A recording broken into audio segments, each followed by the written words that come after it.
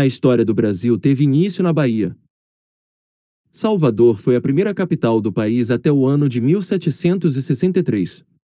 Chamada na época de sua fundação por São Salvador da Bahia de Todos os Santos, a cidade passou a ser descoberta pelos colonizadores no ano de 1510, quando um navio francês naufragou em terras baianas, trazendo a bordo um dos mais importantes personagens históricos da colonização baiana, Diogo Álvares, conhecido como Caramuru.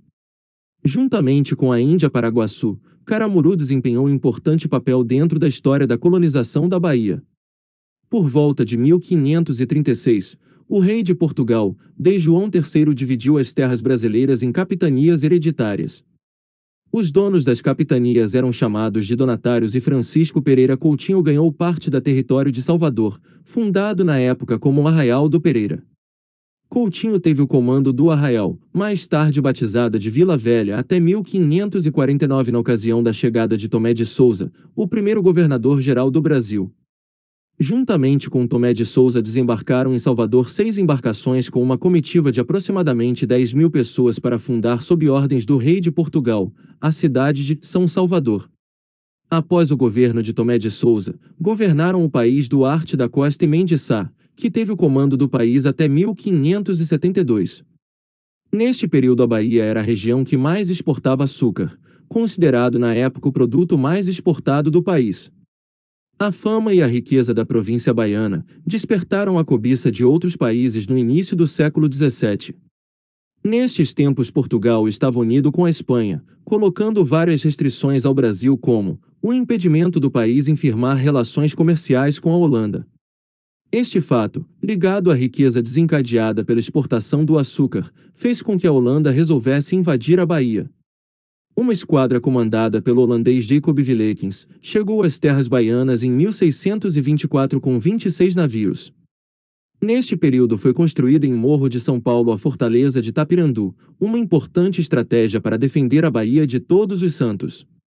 Os invasores holandeses ocuparam Salvador e permaneceram por cerca de um ano até serem expulsos pela força luso-espanhola.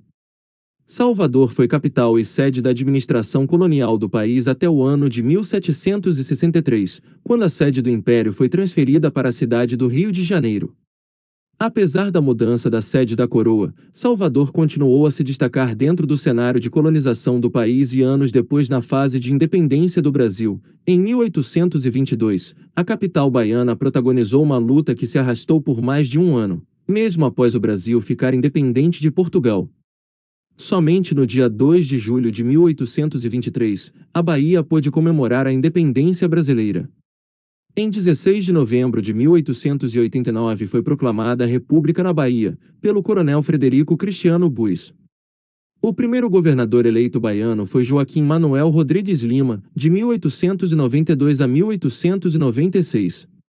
Após veio a administração de Luiz Viana, de 1896 a 1900, quando ocorreu um dos mais marcantes episódios baianos, a Guerra de Canudos.